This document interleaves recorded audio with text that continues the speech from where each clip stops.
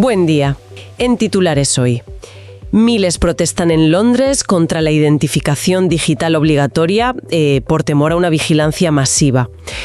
Salen a la luz supuestas financiaciones millonarias de grandes fundaciones a las manifestaciones No King's Trump en Estados Unidos. Esto, claro, reabre el debate sobre la influencia económica en la política. La crisis de la vivienda en España parece que fuerza a 1 de cada 3 familias a renunciar a carne o pescado para poder pagar el techo. También en España, un homenaje multitudinario en Madrid recuerda al agricultor David Lafoz. Se ha convertido en símbolo de la desesperación del campo. Una alerta científica. Las secadoras de ropa domésticas resulta que liberan microfibras cargadas de químicos tóxicos y persistentes en nuestros hogares. Y miramos al cielo. En Costa Rica, el avistamiento de un objeto volador piramidal se suma a una creciente oleada mundial de fenómenos aéreos no identificados. Vamos con el primer tema, que nos lleva al Reino Unido. Efectivamente, miles de ciudadanos tomaron las calles de Londres. Muchos iban vestidos de naranja, que parece un símbolo ya de esta causa, y marcharon bajo un lema muy directo: no a la Digital ID. Las imágenes, la verdad, eran bastante impactantes. ¿Y cuál es el miedo principal? O sea, ¿qué denuncian exactamente con esa oposición a la identificación digital? A ver, la preocupación central es la privacidad. Y el potencial de control, claro. Denuncian un proyecto del gobierno para implementar una identificación digital que sería obligatoria para todos. ¿Obligatoria? Sí. Y lo que más alarma a la gente y a los grupos de derechos civiles que apoyan esto es la posibilidad de que esta ID vincule en una única base de datos la identidad de cada persona con información muy sensible. ¿Qué tipo de información? ¿Estamos hablando de? Pues hablamos de datos bancarios, todo el historial médico, incluso patrones de movilidad, de transporte. Argumentan que concentrar todo eso bajo una identidad digital única y obligatoria abre la puerta a una vigilancia estatal sin precedentes.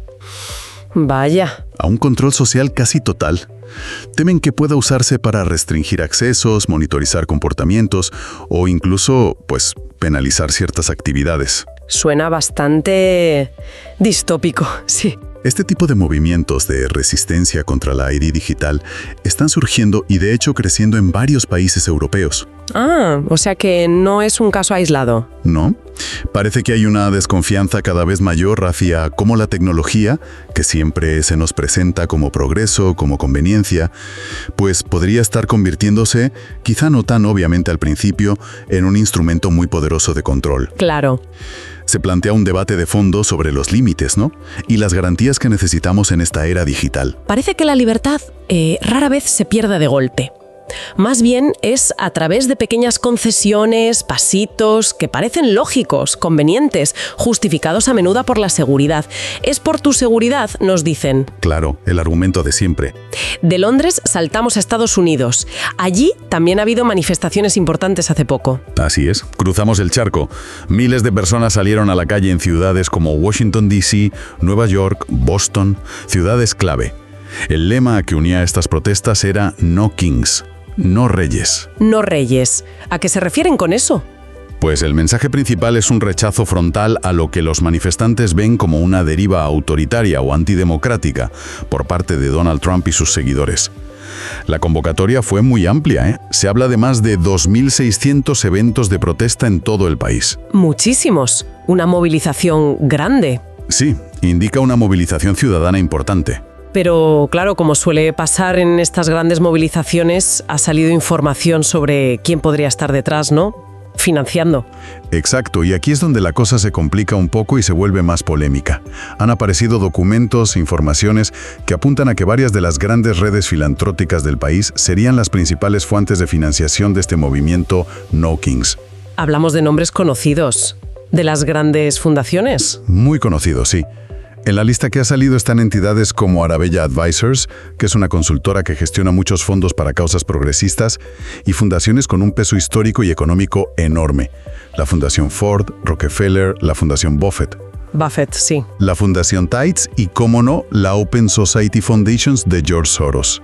Según estas filtraciones, la cantidad de dinero canalizada hacia las organizaciones que convocaban las protestas podría rondar los $300 millones. ¿300 millones?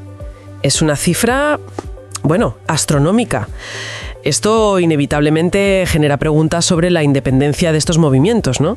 Por supuesto, esta revelación ha reabierto con fuerza el debate sobre la influencia del llamado gran capital, del poder económico en los movimientos sociales y políticos. Claro. Plantea cuestiones muy delicadas sobre la autenticidad de algunas causas ciudadanas, causas que se presentan como espontáneas de base, y la posibilidad de que en realidad estén siendo, instrumentalizadas o dirigidas desde altas esferas económicas con agendas políticas propias. Es que es la pregunta clave, ¿no? ¿Hasta qué punto es una protesta genuina y hasta qué punto responde a otros intereses? Exacto. Es fascinante esa dinámica. Movimientos que se levantan contra el poder o contra una figura que ven autoritaria, pero que, al parecer, reciben un impulso económico enorme de otras estructuras de poder económico. Algunas de ellas parte del establishment más tradicional. Ahí está la paradoja. Y nos lleva a reflexionar sobre quién mueve realmente los hilos, ¿verdad? Sí. Cuando ves los nombres de las grandes fortunas históricas o de los grandes gestores de fondos ideológicos detrás de las pancartas de las nuevas revoluciones o protestas, la pregunta clave quizá no es solo quién está en la calle gritando, sino quién escribe el guión. Exacto. ¿Quién escribe el guión de esa protesta? ¿Cuáles son los objetivos a largo plazo? ¿Se busca un cambio real o simplemente un relevo en ciertas estructuras de poder, pero manteniendo intacto el sistema de fondo? Es una pregunta incómoda, pero necesaria. Muy necesaria. Dejamos Estados Unidos y volvemos a España, donde la realidad económica golpea muy fuerte en los hogares. Hay datos nuevos sobre vivienda y cómo afecta a la alimentación. Pintan un cuadro muy sombrío de la situación para muchas familias españolas. Fíjate en estas cifras. A ver. El 31% de los hogares que pagan una hipoteca y un alarmante 51%, más de la mitad, de los que viven de alquiler, sufren lo que técnicamente se llama carencias materiales graves. Carencias materiales graves. ¿Qué implica eso en el día a día? Suena muy duro. Implica que la prioridad absoluta es pagar el techo, la hipoteca o el alquiler, que no paran de subir. Y eso obliga a estas familias a hacer recortes drásticos en otras necesidades básicas. El informe destaca una muy concreta y muy simbólica: reducir mucho o, en bastantes casos, renunciar por completo a comer carne o pescado. ¿Comer peor para poder pagar la casa? Básicamente, comer peor para poder tener un techo. ¿Hay más datos sobre el nivel de pobreza? Sí, el informe añade una cifra que, da escalofríos. Más de 4 millones de personas en España sobreviven con ingresos de menos de 644 euros al mes. ¿4 millones? Sí, esto nos habla de una pobreza que ya no es solo algo pasajero, sino que parece cronificarse. Y quizá lo más preocupante es cómo se empieza a normalizar esta situación. A verlo como algo normal, ¿quieres decir? Eso es. Ya no se mide solo por lo que falta objetivamente, sino por las renuncias constantes que la gente asume como parte inevitable de su vida. Se normaliza vivir con menos, comer peor, renunciar a lo básico. Es un panorama desolador. La idea de tener una casa, un techo, pero no poder llenar la nevera bien, es casi una nueva forma de pobreza. Podría decirse así. Alguien podría decir que tener casa, pero no comida, es la nueva forma de indigencia respetable. El sistema te permite alquilar un techo a precios cada vez más altos, pero a cambio parece que te hipoteca la vida entera. Te quita capacidad de cubrir otras necesidades, te resta dignidad. Y la vivienda digna es un derecho constitucional, no lo olvidemos. Exacto. Seguimos en España, pero cambiamos el foco. Nos vamos al mundo rural, que también lo está pasando muy mal. Ha habido una concentración muy emotiva en Madrid. Sí, en Chinchón, en la Comunidad de Madrid. Más de 2.000 personas se reunieron. Pero no era una protesta como tal, sino un homenaje. Un homenaje a David Lafoz, un agricultor. Su reciente suicidio ha conmocionado al sector y ha desatado una oleada de solidaridad, pero también de mucha rabia contenida. ¿Qué ha pasado para que su caso resuene tanto? ¿Qué representa David Lafoz para el sector agrario? Su trágica decisión se ha convertido en un símbolo de la situación límite que denuncian muchos agricultores y ganaderos. Los que fueron al homenaje, y muchos otros que se manifiestan por todo el país, hablan de costes de producción, combustible, fertilizantes, piensos, que se han vuelto sencillamente imposibles de asumir. Denuncian también normativas medioambientales que consideran desproporcionadas, a menudo diseñadas desde despachos en Bruselas o Madrid sin tener ni idea de la realidad del campo. Normas que les ahogan burocrática y económicamente. Se sienten abandonados, entonces. Totalmente. Sienten que hay un modelo agrario, general, español y europeo, que paradójicamente castiga a quienes producen los alimentos que todos necesitamos. La historia de David Lafoz se ha convertido, lamentablemente, en un emblema de ese abandono del mundo rural, de la España vaciada. Sí. Y quizás también de una modernidad urbana que avanza muy rápido, pero que parece haber olvidado sus raíces. ¿De dónde viene lo esencial para vivir? El campo no pide limosnas, ni necesariamente más subsidios. Lo que pide es respeto. Respeto. Respeto, precios justos por su trabajo y normas coherentes. Cuando quienes tienen la tarea fundamental de alimentar a un país no pueden sostenerse, no solo económicamente, sino vitalmente, anímicamente, lo que está muriendo no es solo una granja. Es algo más profundo. Sí. Lo que se erosiona es la conciencia colectiva de una sociedad que no valora ni cuida a quienes la nutren. Un mensaje muy potente, sí, que viene del campo. Cambiamos ahora de tema para hablar de salud y medio ambiente, pero desde una perspectiva muy cotidiana, algo que nos afecta en casa. Sí, es una alerta científica sobre un peligro invisible que podríamos tener en casa sin saberlo. Proviene de un electrodoméstico muy común.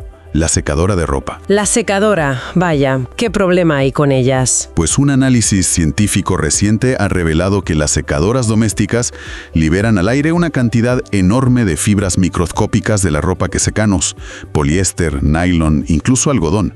Millones de microfibras en cada secado. Entiendo, las microfibras son un problema ambiental conocido, sobre todo en el agua por las lavadoras. Pero ¿por qué es especialmente preocupante en las secadoras, en el aire? Porque el problema no son solo las fibras en sí, sino lo que llevan pegado. Estas microfibras que van al aire transportan consigo sustancias químicas persistentes que estaban en la ropa. Ah, claro. Hablamos, por ejemplo, de retardantes de llama, que se añaden a mucha ropa y textiles por normativa, y de los famosos compuestos PFAS, los químicos eternos. Los PFAS, esos que están por todas partes y no se degradan. Exacto. Son conocidos por su enorme resistencia a la degradación y por su potencial de acumularse en los organismos vivos, incluido el nuestro. Entonces estas partículas diminutas, las microfibras, cargadas con estos químicos persistentes, acaban flotando en el aire de nuestras casas. ¿Y las respiramos? Claro. Se depositan en el polvo que luego respiramos sin darnos cuenta, pudiendo entrar directamente a los pulmones. Y por supuesto también salen fuera por la ventilación, contribuyendo a la contaminación general. Es bastante inquietante pensar que algo tan normal como secar la ropa pueda estar generando una fuente constante de contaminación química dentro de casa, que estemos respirando eso. Lo es. Convierte lo cotidiano en una fuente de exposición a químicos potencialmente dañinos a largo plazo, tanto para nuestra salud como para el ecosistema. Esto nos lleva a reflexionar sobre nuestra relación con la comodidad y la tecnología doméstica, ¿no? Quizás no hay nada realmente doméstico o inofensivo en lo que contamina el aire que respiramos o el entorno. Efectivamente. A lo mejor el futuro no pasa tanto por inventar aparatos cada vez más eficientes en energía, pero que siguen creando otros problemas, sino por replantearnos nuestros hábitos, aprender a vivir con menos veneno cotidiano, ¿no? Reconsiderando qué es necesario y qué precio oculto pagamos por ciertas comodidades. Hay alternativas, filtros. Son preguntas que surgen. Son preguntas pertinentes, y la ciencia está investigando eso. Filtros más eficaces o cambios en los textiles. Y para terminar nuestro repaso de hoy, vamos a mirar hacia el cielo. Hay noticias de un avistamiento peculiar en Costa Rica. Sí, una noticia que ha llamado bastante la atención en los círculos que siguen estos fenómenos. Se ha difundido un video grabado en Costa Rica que muestra un objeto volador no identificado con una forma muy poco común, piramidal. ¿Piramidal? Eso no suena a avión ni a dron normal y corriente. En absoluto. Según los testigos que lo grabaron, el objeto se movía lentamente sobre una bahía en la costa del Pacífico de Costa Rica. Y un detalle interesante, no estaba solo. Ah, ¿no? Iba acompañado por otro punto luminoso, más pequeño, que parecía orbitar o girar a su alrededor.